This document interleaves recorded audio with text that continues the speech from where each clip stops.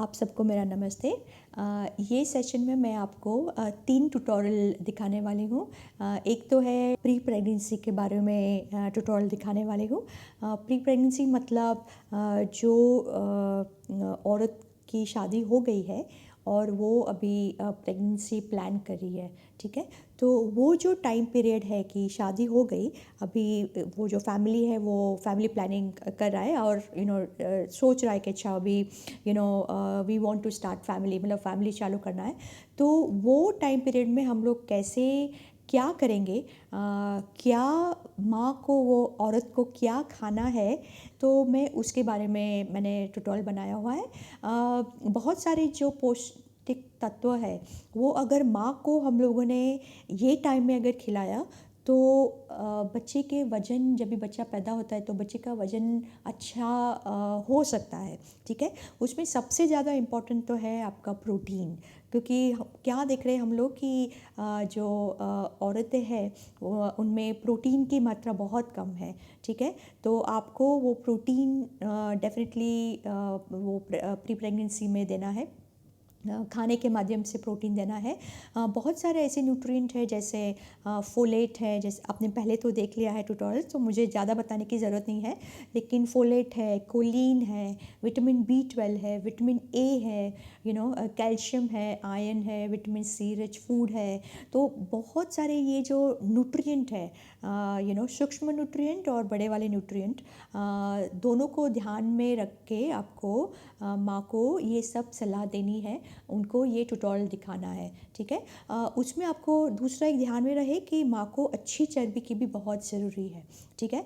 तो माँ को बोलो कि घी खाए, मक्खन खाए, अगर रिफ़ाइंड तेल नहीं खाना है, जितना हो सके रिफ़ाइंड तेल मत खिलाओ। घी मक्खन खाएगी तो ज़्यादा अच्छा रहेगा। या तो लोकली कोई भी तेल अगर अवेलेबल है, या तो सरसों का तेल है, या तो मूंगफली का तेल है, या तो तिल का तेल है, तो वो भी चलेगा। लेकिन कच्ची घानी का मैं प्रेफर करती हूँ, उसमें ज़्यादा केमिकल्स नहीं होते। और दूसरा क्या है कि माँ को रेस्ट की बहुत ज़रूरी है, औरतों को तो कोई जो अगर कुछ सेवन करती हो, तम्बाकू का सेवन करती हो, या कभी कभी वो लोग महुआ का ड्रिंक पीते हैं, ताड़ी पीते हैं, तो वो बस सब भी आपको बताना है कि ये सारे जो जिसकी एडिक्शन हो वो एडिक्शन वाला ना पिए। ज़्यादा चाय कॉफ़ी वो भी अच्छा नहीं है, ठीक है। एक गिलास शक्कर कम करना है खाने में। कार्बोहाइड्रेट की मात्रा आपको कम रखनी है। इंसुलिन रेजिस्टेंट नहीं होना चाहिए, बिकॉज हमारे भारत में अभी जेस्टेशनल डायबिटीज़ बोलते हैं, जैसे प्रेगनेंसी में डायबिटीज़ होना, उसकी मात्रा भी बढ़ रही है, ठीक है। तो ऐसा ना होए, ब्लड प्रेशर ना होए प्रेगनेंसी में, वो सारे प्रॉब्लम ना होए, इसलिए आपको उसकी जो प्री प्रेगनेंसी टाइम में उसकी जो खान पान है उस पर आपको बहुत ध्यान देना है, ठीक है। जितना हो सके डाइटरी डाइवर्सिटी होना चाहिए खाने में, अलग अलग तरह का प्रकार का खाना होना चाहिए, और उससे उसका वज़न भी अच्छा बढ़ेगा, उसकी जो मांसपेशियाँ है वो भी बढ़ेगी, और उसका जब भी वो प्रेग्नेंट होगी तो पहले तो हमें मालूम है कि पहले 2 महीना 3 महीना वो हमारे पास आती नहीं है, लेकिन वो टाइम में बच्चे का जो मस्तिष्क बनता है, न्यूरल ट्यूब बनता है, जो आपने देखा पहले, उसका जो सारा जो पूरा जो शरीर बनता है वो पहले 2-3 महीने में बन ऑलमोस्ट रेडी हो जाता है, राइट। तो अगर माँ का न्यूट्रिशन बहुत ठीक है पहले से ही, ठीक है, जैसे वो प्रेग्नेंट हुई तो उसके जो बच्चे के जो शरीर के अवयव, ऑर्गन्स बन रहे वो बहुत अच्छे बनेंगे, ठीक है। और दूसरा क्या है कि main thing is neural tube, जो जो जिससे मस्तिष्क और स्पाइनल कॉर्ड बनता है, वो ठीक होना बहुत ज़रूरी है। क्योंकि अगर B12 कोलिन और आपका अगर फोलेट कम है खाने में, तो वो मदर को न्यूरल ट्यूब डिफेक्ट्स बच्चे को होना डेफिनेटली, मतलब it can increase the risk, ठीक है। तो वो आपको ध्यान में रखना है। जो भी आप देखें आपको डायरी में नोट करना है कि क्या क्या इन्फॉर्मेशन दिया हुआ है, तो आपको याद रहे, ठीक है। कभी कभी आपको 2-3 बार ये ट्यूटोरियल देखना पड़ेगा, तो डेफिनेटली आप 2-3 बार ट्यूटोरियल देखें और समझिए। और ये इन्फॉर्मेशन आपको जो भी शादीशुदा औरतें हैं जो बच्चा प्लानिंग कर रही है, वो आपके एरिया में आपको उनको दिखाना है। दूसरा है किशोरी वय की लड़की लड़के हैं, उनको क्या न्यूट्रिशन पोषण देना है। मतलब वेजिटेरियन रेसिपीज़ है उनकी और नॉन वेज रेसिपीज़ है, ठीक है। तो ये ट्यूटोरियल तीनों ट्यूटोरियल आपको एडोलेसेंट जो किशोरी वय की लड़कियां फैमिली में जहाँ पे किशोरी वय की लड़की या लड़के हैं उनको भी दिखाने हैं, या तो जहाँ पे शादी हो गई है और वो जो प्लान कर रहे हैं प्रेगनेंसी का, तो वो फैमिली में भी आपको दिखाना है, ठीक है। एडोलेसेंट जैसे किशोरी वय की लड़कियों का पोषण बहुत ही ज़रूरी है। इतना ही ज़रूर है जितना पोषण आपके जो औरतें हैं जो फैमिली प्लान कर रही है, उतना ही उनके लिए भी ज़रूरी है, ठीक है। तो किशोरी वय की लड़कियों को भी आप ये वेजिटेरियन नॉन वेजिटेरियन रेसिपीज़ दिखाइए। जो फैमिली नॉन वेज है उनको नॉन वेज रेसिपीज़ भी दिखाइए, जो वेजिटेरियन है उनको सिर्फ वेजिटेरियन रेसिपीज़ दिखाइए, ठीक है। लेकिन हमारे भारत में जो रिपोर्ट आया हुआ है CNN रिपोर्ट, उसमें किशोरी वय की लड़कियों को बहुत भारी मात्रा में अनीमिया है, ठीक है। B12 डेफिशिएंसी भी है, उनको फोलेट डेफिशिएंसी है। तो हमारी लड़कियां जो है जो कल जाके माता बनने वाली है, उनका पोषण ठीक तरह से नहीं हो रहा है। तो आपको ये तीनों ट्यूटोरियल ध्यान में रखने हैं कि कौन सा खाना उनके उसमें जाना चाहिए हर रोज़ के खाने में, और उनको फ्यूचर प्रेगनेंसी के लिए उनको सक्षम करना है, ठीक है। Thank you. पूर्व गर्भावस्था के पोषण के स्पोकन ट्यूटोरियल में आपका स्वागत है। इस ट्यूटोरियल में हम सीखेंगे प्रजनन और पूर्व गर्भावस्था के दौरान पोषण संबंधी जरूरतें। पहले शुरू करेंगे प्रोटीन से।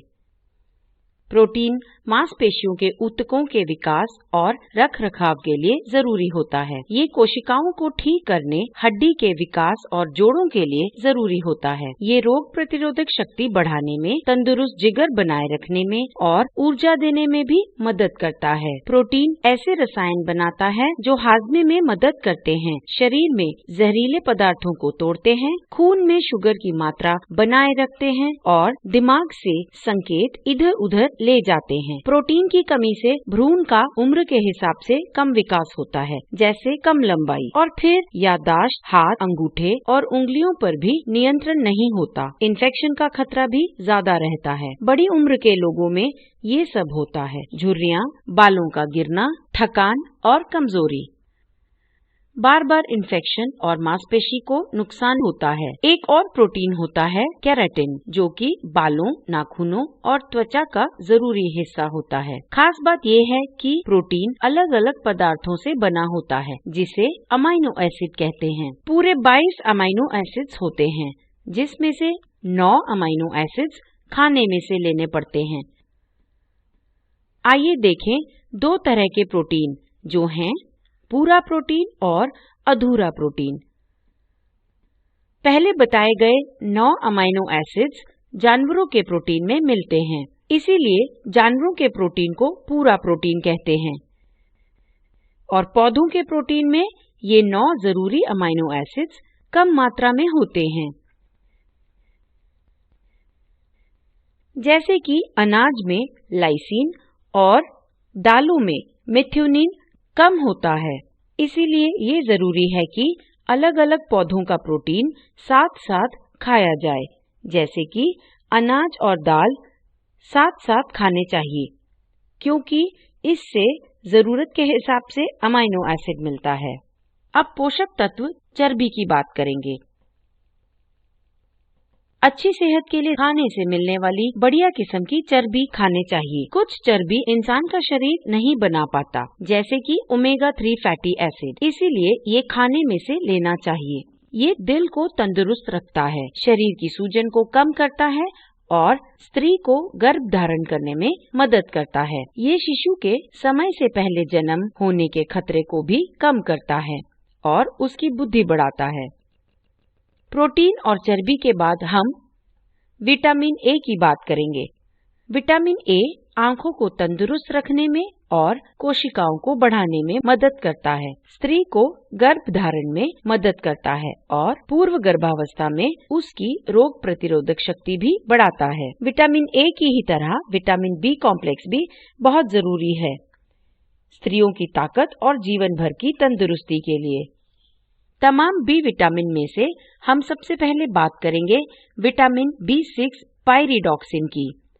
विटामिन B6 पायरिडॉक्सिन शरीर के तंत्रिकाओं के चलने के लिए जरूरी है, जिससे कि बुद्धि का विकास होता है और यह गर्भावस्था में जी के मचलने से भी राहत देता है। अगला पोषक तत्व है विटामिन B12, जो कि फोलेट और कोलिन दोनों के साथ मिलकर अनीमिया और न्यूरल ट्यूब डिफेक्ट से बचाता है। न्यूरल ट्यूब डिफेक्ट जन्म से ही हुई वो कमियां हैं जो गर्भावस्था के पहले महीने में बनने वाले रीढ़ की हड्डी और तंत्रिकाओं के केंद्र पर असर करती हैं। न्यूरल ट्यूब भ्रूण का वो हिस्सा है जो आगे जाकर दिमाग और रीढ़ की हड्डी बनता है। इसीलिए ये जरूरी है कि गर्भवती होने से पहले शरीर में फोलेट, विटामिन B12 और कोलिन की मात्रा भरपूर हो। विटामिन B12 की कमी से अनीमिया, बांझपन और गर्भपात होता है। अब एक और जरूरी पोषक तत्व के बारे में सीखेंगे, जो है फोलेट, जिसे विटामिन B9 भी कहते हैं। शरीर में तंदुरुस्त कोशिकाएं बनाता है। कोशिकाएं ऑक्सीजन को फेफड़ों से शरीर के सभी भागों तक लेकर जाती हैं। फोलेट की कमी से गर्भवती माओं में अनीमिया होता है। दिमाग और रीढ़ की हड्डी पर भी असर होता है, जिसे न्यूरल ट्यूब डिफेक्ट कहते हैं। न्यूरल ट्यूब डिफेक्ट के बारे में इसी ट्यूटोरियल के पहले भाग में बताया गया है।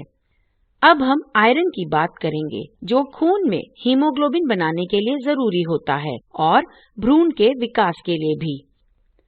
गर्भावस्था में हीमोग्लोबिन कम होने पर ये सब होता है: उच्च रक्तचाप, समय से पहले प्रसव, जन्म से शिशु का वजन कम होना या गर्भपात। हीमोग्लोबिन ऑक्सीजन को शरीर के ऊतकों और कोशिकाओं तक लेकर जाता है। हीमोग्लोबिन और आयरन की कमी से अनीमिया होता है। स्त्रियों में आयरन की कमी हो सकती है इन वजहों से: मासिक स्राव, पेट में कीड़े या खाने में कम आयरन होना। यदि खाने में फाइटिक एसिड और ऑक्सलेट हो तो भी शरीर आयरन को नहीं सोख पाता। इसीलिए फाइटिक एसिड और ऑक्सलेट्स कम करने के लिए और ताकि पोषक तत्वों को शरीर सोख पाए, खाना पकाने से पहले ये करें: भिगोना या अंकुरित करना या भूनना या तो खमीर उठाना। आयरन की कमी से होने वाले अनीमिया की निशानी है थकान, ताकत की कमी, सांस फूलना, दिल की धड़कन तेज होना और फीकी त्वचा होना। याद रहे, आयरन के साथ साथ विटामिन सी से भरपूर खाने को खाना चाहिए, जिससे कि शरीर आयरन सोख पाए। विटामिन सी शरीर की रोग प्रतिरोधक शक्ति बढ़ाकर इन्फेक्शन से बचाता है। अगला हम सीखेंगे क्यों जरूरी है कैल्शियम और विटामिन डी। कैल्शियम सुझाया जाता है क्योंकि वो हड्डियों के बढ़ने में मदद करता है। भ्रूण को कैल्शियम हड्डियों और दांतों के विकास के लिए चाहिए होता है। कैल्शियम की कमी से हड्डियां कमजोर होती हैं। याद रखें, विटामिन डी से शरीर कैल्शियम सोख पाता है। विटामिन डी पाने का सबसे अच्छा तरीका है 15 से 20 मिनट तक शरीर को सुबह 11 से 3 बजे तक सूरज की रोशनी लगवाएं। अब हम कोलिन की बात करेंगे, जो कि शिशु की बुद्धि के विकास के लिए बहुत जरूरी है। यही याददाश्त बढ़ाता है और ध्यान लगाने की शक्ति भी। इसकी कमी से उम्र के बड़े लोगों को चर्बी वाला कलेजा होता है, गर्भपात और भ्रूण में न्यूरल ट्यूब डिफेक्ट भी, जो कि इसी ट्यूटोरियल के पहले भाग में बताया गया है। आइए अब जिंक की बात करते हैं, जो जरूरी है रोग प्रतिरोधक शक्ति और कोशिकाओं को बढ़ाने के लिए, और शरीर में आनुवंशिक चीजें और प्रोटीन भी। ये जख्मों को भरने, अंडाशय से अंडे निकालने और स्त्रियों की प्रजनन शक्ति भी बढ़ाता है। ये भ्रूण के बढ़ने के लिए भी जरूरी है। जिंक की कमी से स्वाद और सूंघने की शक्ति कम होती है। देर से गर्भनाल बढ़ता है, जिसमें से मां से भ्रूण तक पोषक तत्व पहुंचते हैं। इसकी कमी से भ्रूण देर से बढ़ता है और फिर शिशु कम वजन का पैदा होता है। अगला जरूरी पोषक तत्व है आयोडीन, जो शरीर के थायराइड ग्रंथि से बने थायराइड हार्मोन की मात्रा बनाए रखता है। मां में आयोडीन की कमी से गर्भपात या फिर मरा हुआ बच्चा हो सकता है और शिशु में जन्म से ही शारीरिक कमियां हो सकती हैं या वो पैदाइश से ही कम वजन का या बौना या मंद बुद्धि भी हो सकता है। मैग्नीशियम अगला पोषक तत्व है जो तंत्रिकाओं को शांत करता है। ये दिमाग में खून की नलियों को आराम देकर ऐंठन और माइग्रेन के सर दर्द से बचाता है। रक्तचाप और दिल की धड़कन भी बनाए रखता है। ये आनुवंशिक चीजें बनाने और हड्डियों के विकास में भी मदद करता है। स्वस्थ गर्भावस्था के लिए पोषक तत्व लेने चाहिए, शराब नहीं, जिससे गर्भपात या भ्रूण कमजोर हो जाता है। इसके अलावा तंबाकू, सिगरेट, नशा, खुद से दवाई, ज्यादा मीठा, चाय कॉफी, मोटापा करने वाला खाना या पीना नहीं लेना चाहिए। इन सब चीजों से प्रजनन स्वास्थ्य और गर्भावस्था पर बुरा असर पड़ता है। गर्भवती होने से पहले वजन पर ध्यान देना चाहिए। कमजोर स्त्रियों को छोटे शिशु या समय से पहले पैदा हुए शिशु होते हैं, जो कि गर्भावस्था के 7वें या 8वें महीने में हो जाते हैं। ऐसे शिशु कुछ समय में ही गुजर जाते हैं। ज्यादा वजन की स्त्रियों में गर्भावस्था के दौरान शुगर और उच्च रक्तचाप हो सकते हैं, जिस वजह से आगे चलकर नवजात शिशु को तकलीफें हो सकती हैं। इसीलिए गर्भवती होने से पहले स्त्रियों को अपने वजन को नियंत्रित करने के लिए स्वास्थ्य सेविका को मिलना चाहिए। इसके साथ साथ जरूरी है संतुलित आहार खाना, जिसमें शाकाहारी और मांसाहारी खाना हो या फिर दोनों में से सिर्फ एक हो। याद रखें, सभी मांसाहारी खाने protein, omega 3 fatty acids, vitamin B12, vitamin B9, zinc, iron, calcium, choline और विटामिन D से भरपूर होते हैं। जानवरों से मिलने वाले खाने के अलावा पेड़ पौधों से मिलने वाले खाने जैसे दाल, बाजरा, रागी, अनाज, दाने और बीज भी रोग प्रतिरोधक शक्ति, मांसपेशियां, हड्डियां, कलेजा, बाल, त्वचा, आंखें और दिमाग के बनने में मदद करते हैं। दूध की बनी चीजें शिशु की हड्डियां और दांत बनाने में मदद करते हैं। इसके अलावा पत्तेदार सब्जियां और बीज जो कैल्शियम से भरपूर होते हैं, वे भी शिशु की हड्डियां और दांतों के लिए जरूरी होते हैं। पत्तेदार सब्जियों के अलावा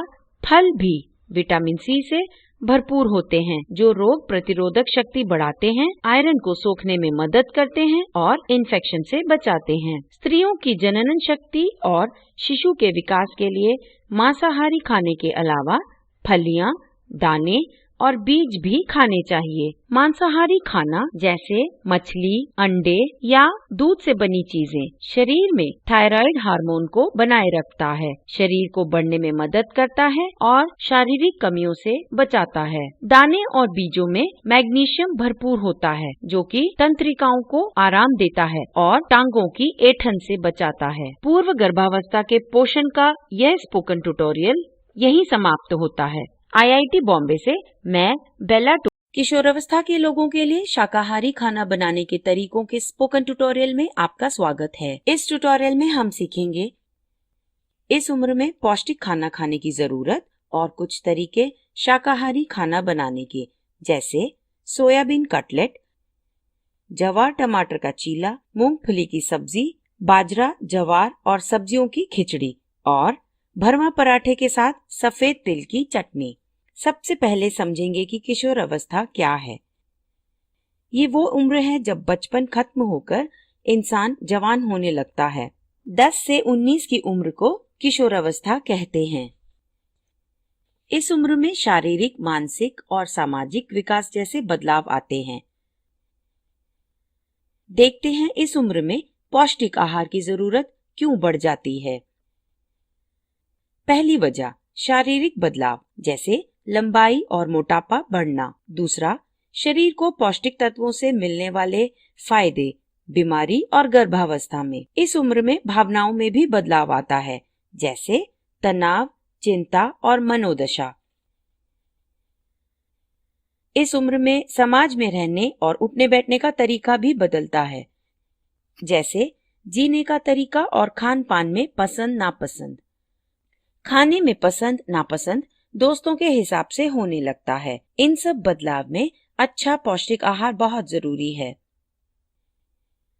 एक किशोरी को रोज 2000 से 2400 कैलोरीज और 40 से 55 ग्राम प्रोटीन चाहिए होता है। देखते हैं कुछ पौष्टिक शाकाहारी खाना बनाने के तरीके। बनाने से पहले याद रखें, हर रेसिपी में 1 कप 250 मिलीलीटर के बराबर है।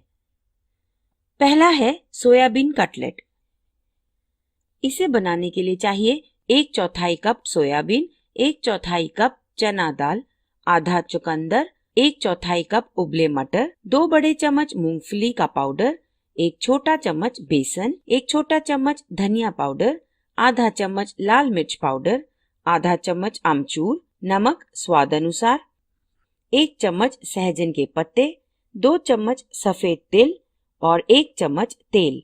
सबसे पहले सोयाबीन को अंकुरित करें। सोयाबीन को रात भर पानी में भिगोएं, फिर छलनी में रखकर पानी निकाल दें और ठंडी सूखी जगह पर रखें।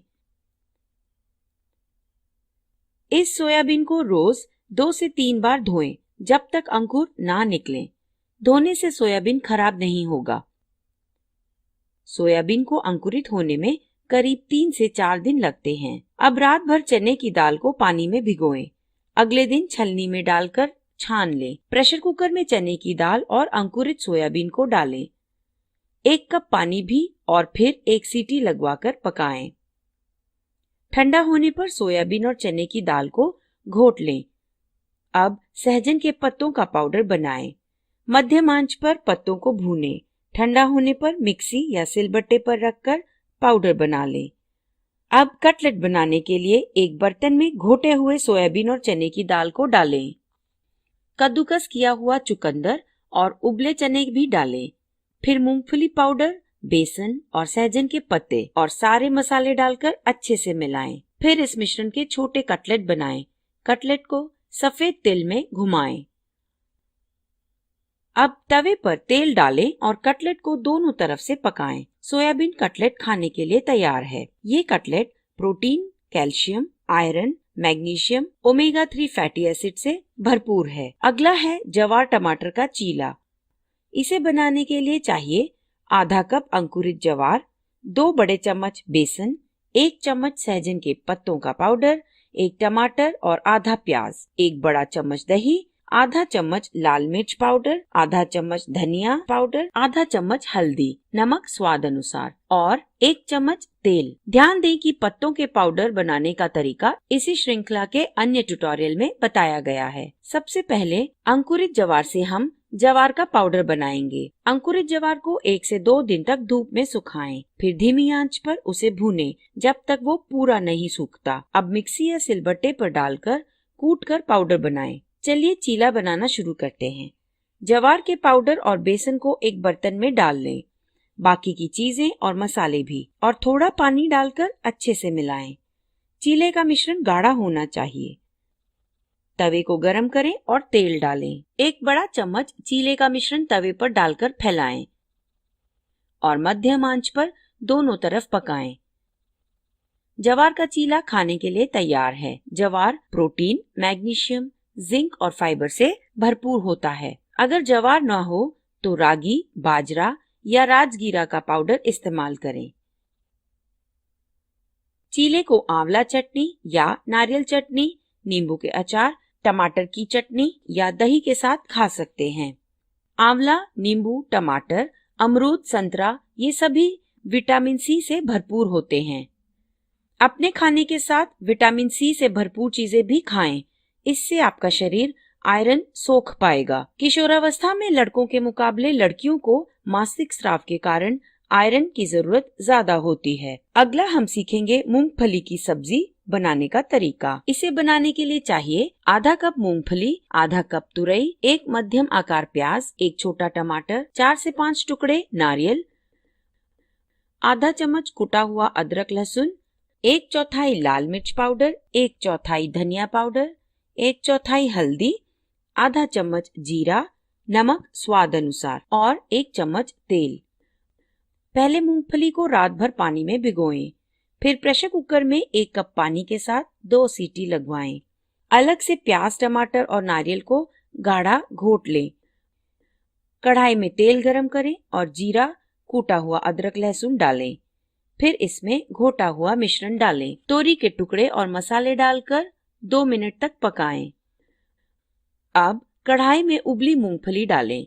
रस्सा बनाने के लिए आधा कप पानी डालें और 5 मिनट तक पकाएं। मूंगफली की सब्जी तैयार है। अगर मूंगफली ना हो तो छोले, चने, राजमा या काजू इस्तेमाल करें। अगर तोरी ना हो तो आप कद्दू, परवल, बैंगन या शिमला मिर्च इस्तेमाल करें।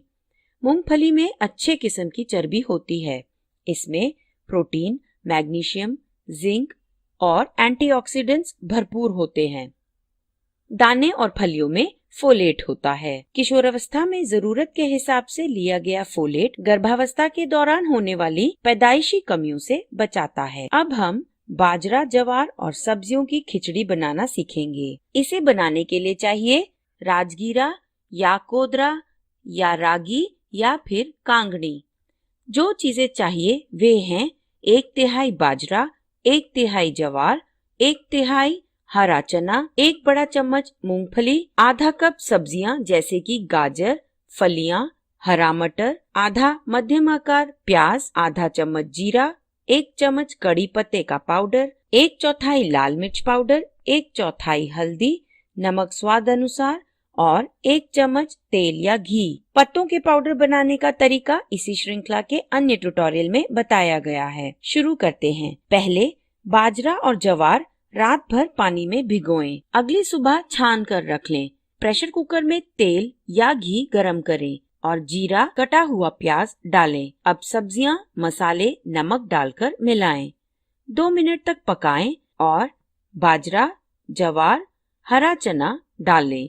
2 कप पानी डालें और तेज आंच पर कुकर को 3 सीटी लगवाएं। फिर धीमी आंच पर 15 मिनट पकाएं। बाजरा, जवार और सब्जियों की खिचड़ी तैयार है। इस खाने में प्रोटीन, कैल्शियम, मैग्नीशियम और जिंक भरपूर हैं। अब सीखेंगे भरवा पराठा और तिल की चटनी।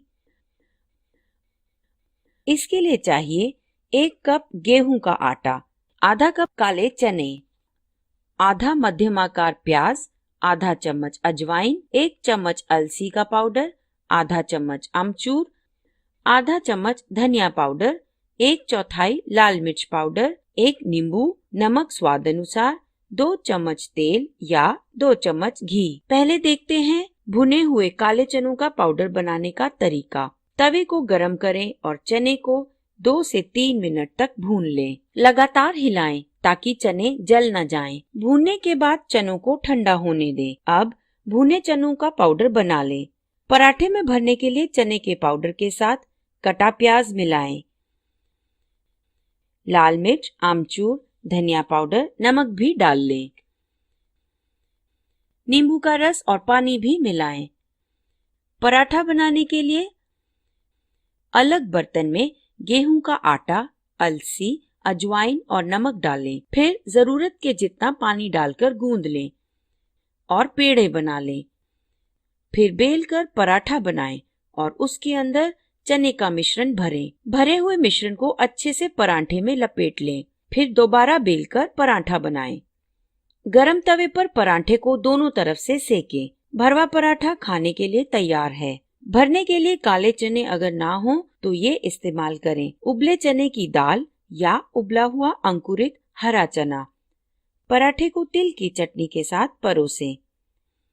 तिल की चटनी बनाने के लिए चाहिए 1/4 कप सफेद तिल, 1 बड़ा चम्मच चना दाल, 4 से 5 ताजे नारियल के टुकड़े, 3 से 5 इमली के टुकड़े, 1 साबुत लाल मिर्च, 2 से 3 लहसुन की कलियां, 1 चम्मच जीरा, नमक स्वाद अनुसार और 1 चम्मच तेल। तेल को तवे पर गरम करें और तिल, चना दाल, लहसुन, नारियल, लाल मिर्च, जीरा डालकर 2 मिनट भूनें। आंच से उतारने के बाद नमक और इमली डालें, फिर सबको कूट लें। आधा कप पानी डालकर अच्छे से घोट लें। तिल की चटनी अब तैयार है। इसमें प्रोटीन, कैल्शियम, मैग्नीशियम, जिंक और फोलेट भरपूर है। ये पोषक तत्व मांसपेशियों और हड्डियों के विकास के लिए जरूरी हैं। जरूरत के हिसाब से कैल्शियम बचपन से ही लेना चाहिए। कैल्शियम की कमी से आगे जाकर औरतों की हड्डियां कमजोर और नरम पड़ जाती हैं। इन सिखाए गए खाना बनाने के तरीकों में ऐसे पोषक तत्व भरपूर हैं जो किशोरावस्था में शरीर के बढ़ने के लिए जरूरी हैं। किशोरावस्था के लोगों के लिए शाकाहारी खाना बनाने के तरीकों का यह स्पोकन ट्यूटोरियल यहीं समाप्त होता है। IIT बॉम्बे से मैं बेला टोनी आपसे विदा लेती हूँ। हमसे जुड़ने के लिए धन्यवाद। किशोरावस्था के लोगों के लिए मांसाहारी खाना बनाने के तरीकों के स्पोकन ट्यूटोरियल में आपका स्वागत है। इस ट्यूटोरियल में हम सीखेंगे किशोरावस्था क्या है, किशोरावस्था के दौरान पोषण की जरूरत और मांसाहारी खाना बनाने के तरीके, जैसे कि पालक के साथ अंडे की भुर्जी, बकरे के पाया का सूप, बकरे की कलेजी और फेफड़े की करी, सुवा के पत्तों के साथ मुर्गी का कीमा और मछली की करी। सबसे पहले समझेंगे कि किशोरावस्था क्या है। ये वो उम्र है जब बचपन खत्म होकर इंसान जवान होने लगता है। 10 से 19 की उम्र को किशोरावस्था कहते हैं। इस दौरान ताकत और प्रोटीन की जरूरत बहुत ज्यादा होती है, क्योंकि इस उम्र में शारीरिक, यौन संबंधी, मानसिक और सामाजिक विकास जैसे बदलाव आते हैं। एक किशोरी को रोज 2000 से 2400 कैलोरीज और 40 से 55 ग्राम प्रोटीन चाहिए होता है। पर्याप्त मात्रा में सूक्ष्म पोषक तत्व भी बहुत जरूरी होते हैं, जैसे कि iron, calcium, magnesium, zinc, folate और विटामिन B12। किशोरावस्था में पौष्टिक खाना खाने की जरूरत इसी श्रृंखला के अन्य ट्यूटोरियल में समझाया गया है। इस उम्र में पौष्टिक खाना खाने की जरूरत को समझने के बाद हम शुरू करेंगे खाना बनाने के तरीकों से। पहला है पालक के साथ अंडे की भुर्जी। इसे बनाने के लिए चाहिए 1 अंडा, आधा कप पालक, 1 छोटा प्याज और 1 हरी मिर्च, आधा चम्मच पिसा हुआ अदरक लहसुन, आधा चम्मच हल्दी, नमक स्वाद अनुसार, 2 चम्मच तेल या मक्खन। चलिए शुरू करते हैं। बर्तन में तेल या मक्खन गरम करें। उसमें पिसा हुआ अदरक लहसुन, हरी मिर्च और कटा प्याज डालें। फिर 2 मिनट तक भूनें। अब हल्दी और कटी पालक डालें और फिर अंडा भी तोड़कर डाल लें। सभी चीजों को अच्छे से मिलाएं। अंडे को 2 मिनट तक मध्यम आंच पर पकने दें। अंडा पालक की भुर्जी तैयार है। अगला सीखेंगे मटन पाया सूप। इसके लिए चाहिए 200 ग्राम या फिर 1 मटन की पूरी टांग, आधा मध्यम आकार कटा प्याज, आधा चम्मच पिसा हुआ अदरक लहसुन, आधा चम्मच सभी खड़े मसाले, 1 चम्मच हल्दी, नमक स्वाद अनुसार और 1 चम्मच बेसन। मटन के पाया को अच्छे से धोकर साफ करें। इन पर आधा चम्मच हल्दी लगाएं। 15 से 20 मिनट तक रखें, फिर धो दें। धोने से पाया से गंध हट जाएगी। कुकर में पाया और कटा प्याज डालें। फिर खड़े मसाले, पिसा हुआ अदरक लहसुन, हल्दी और नमक भी डालें। 1 कप पानी डालकर कुकर को बंद करें। तेज आंच पर 1 सीटी लगवाएं। आंच को धीमा करें और 15 से 20 मिनट तक पका लें। कुकर के ठंडा होने पर ही उसे खोलें।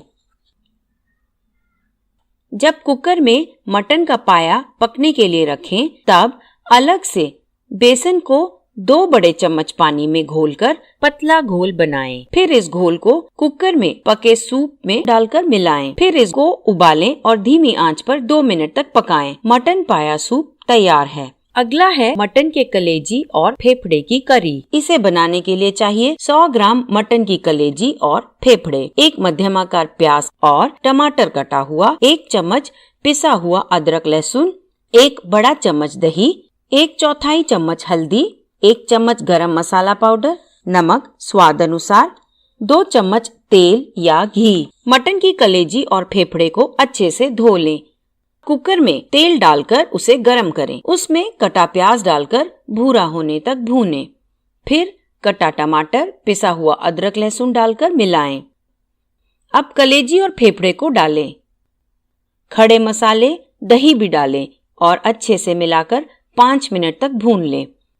फिर 1 कप पानी डालकर कुकर को ढक दें और मध्यम आंच पर 15 मिनट तक पकाएं। मटन के कलेजी और फेफड़े की करी तैयार है। इसको बाजरा या ज्वार की रोटी के साथ परोसें। अगर मटन के फेफड़े और कलेजी ना हो तो आप मुर्गी की कलेजी और दिल इस्तेमाल करें। चौथा हम सीखेंगे मुर्गी का कीमा सूवे के पत्तों के साथ। इसे बनाने के लिए चाहिए 100 ग्राम मुर्गी का कीमा, 1 कप सूवे के पत्ते, आधा मध्यमाकार प्याज, आधा मध्यमाकार टमाटर, 1 चम्मच पिसा हुआ अदरक लहसुन, आधा चम्मच लाल मिर्च पाउडर, आधा चम्मच हल्दी, 1 चम्मच गरम मसाला पाउडर, 1/4 चम्मच धनिया पाउडर, नमक स्वाद अनुसार और 1 चम्मच तेल या घी। बर्तन में तेल गरम करें। उसमें कटा प्याज और पिसा हुआ अदरक लहसुन डालें। जब तक प्याज हल्का भूरा होने लगे तब तक भूनें। अब टमाटर, लाल मिर्च पाउडर, हल्दी और धनिया पाउडर भी डालें। अच्छे से मिलाएं और नमक डाल दें। फिर मुर्गी का कीमा डालकर 4 से 5 मिनट तक पकाएं। आधा कप पानी डालें और बर्तन को ढक दें। धीमी आंच पर 5 मिनट तक पकाएं। कटे हुए ताजे सूवे के पत्ते डालें, अच्छे से मिलाएं और मध्यम आंच पर 5 मिनट तक पकाएं। मुर्गी का कीमा सूवे के पत्ते के साथ तैयार है। आखिरी हम सीखेंगे मछली की करी। इसके लिए चाहिए 100 ग्राम या 2 टुकड़े रोहू, 1 छोटा प्याज, टमाटर, 1 बड़ा चम्मच मूंगफली, 3 से 4 टुकड़े नारियल, 1 चम्मच जीरा, आधा चम्मच धनिया पाउडर, आधा चम्मच लाल मिर्च पाउडर, 1/4 चम्मच हल्दी, नमक स्वाद अनुसार और 2 चम्मच तेल या घी। याद रखें कि ये करी आपके इलाके में मिलने वाली किसी भी मछली से बनाई जा सकती है। शुरुआत करें मूंगफली को बर्तन में धीमी आंच पर भूनकर। लगातार मिलाएं ताकि मूंगफली जल न जाए। फिर उसे ठंडा होने दें। ठंडा होने पर दोनों हथेलियों के बीच रगड़कर उसका छिलका निकालें। फिर प्याज, टमाटर, मूंगफली, जीरा और नारियल को पीस लें। बर्तन में तेल गरम करें और पिसा हुआ मसाला डालें। लाल मिर्च, हल्दी, धनिया पाउडर और नमक भी डाल दें। फिर 2 से 3 मिनट तक भूनें और मछली के टुकड़े और 1 कप पानी भी डालें। अब उबालें। बर्तन को ढक दें और धीमी आंच पर 5 मिनट तक पकाएं। पकाने के बाद कटा धनिया डालें। मछली की करी खाने के लिए तैयार है। इस ट्यूटोरियल में बताए गए सभी खानों में ये सब भरपूर हैं। Protein, fat, iron, vitamin B12, zinc, magnesium और फोलेट। चलिए अब इनके फायदे देखते हैं। पहला है मुर्गी, मछली, अंडे और मटन में भरपूर होता है पूरा प्रोटीन। दूसरा, मांसाहारी खाने में जो आयरन होता है उसे शरीर आसानी से सोख लेता है। किशोरियों में मासिक स्राव के कारण आयरन की जरूरत ज्यादा होती है। कम आयरन से थकान रहती है, त्वचा पीली दिखती है और इन्फेक्शन का खतरा भी ज्यादा होता है। आयरन दुबली मांसपेशियों के विकास और खून के कोशिकाओं की मात्रा बढ़ाने के लिए जरूरी होता है। तीसरा है मछली जैसे कि बांगड़ा, रावस, गोब्रो, चूरा, हिल्सा और पेड़वे। इन सभी में ओमेगा 3 फैटी एसिड भरपूर होता है। बुद्धि और दृष्टि के विकास के लिए ये जरूरी होते हैं। ध्यान दें कि मांसाहारी खाना, दूध और दूध से बनी चीजों में ही विटामिन B12 होता है। विटामिन B12 से रक्त की कोशिकाएं बनती हैं, ताकत बढ़ती है और तंत्रिकाओं का काम चलता रहता है। इससे गर्भावस्था के दौरान भ्रूण का स्वस्थ विकास होता है। मांसाहारी खाने में और अंडों में जिंक होता है। जिंक किशोरावस्था में शरीर के विकास, अनुभूति और यौन अंगों के परिपक्वता के लिए बहुत जरूरी होता है। इसीलिए संतुलित आहार खाना बहुत जरूरी है। हमें अलग अलग तरह के मांसाहारी और शाकाहारी खाना खाने चाहिए। यह ट्यूटोरियल अब यहीं समाप्त होता है। मैं बेला टोनी आपसे विदा लेती हूँ। हमसे जुड़ने के लिए धन्यवाद।